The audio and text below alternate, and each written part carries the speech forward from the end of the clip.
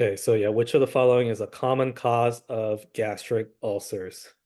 H. pylori, cholecystitis, hypersecretion of gastric acid, Zollinger-Ellison, gastric outlet obstruction.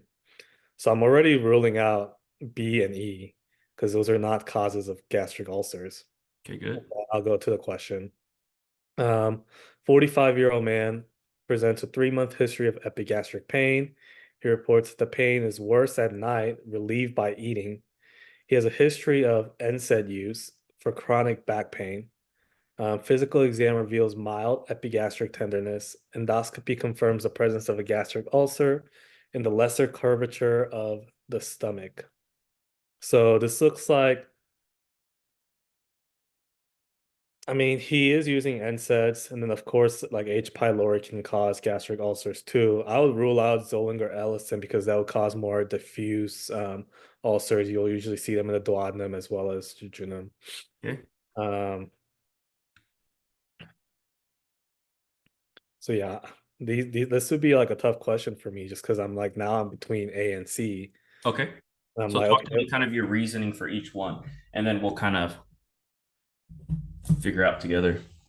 So what piece of evidence would lean you towards A? What piece of evidence would lean you towards C? And then what do you feel is the best answer choice here is? I mean, I would go with A just Okay. because it's in the lesser curvature of the stomach.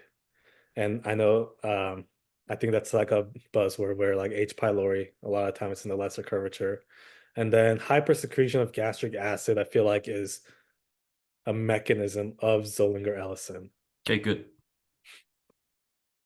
Okay, good. Exactly how I would think about it too, right? So when you get to these 50-50s, right, you want to think about, for instance, likelihood, right? Like when you're talking about step two questions, you're talking about most likely, right? So A and C, like, kind of our conversation before, right? A lot of step two questions will have multiple answers that are technically correct, but you want to pick the one that has that gives you the highest chance of getting it correct, right? Or most common. So regardless of buzzwords or not, the thing that I'm be thinking about here mainly is C and D are almost exactly the same, Yeah. right? Because it's a mechanism of hypersecretion, like you said, right? And so if D and E are practically the same, they can't be the answer. So A is going to be your best answer choice here. And of course, kind of that ulcer in the left curvature, they do talk about H. pylori doing that. So yeah.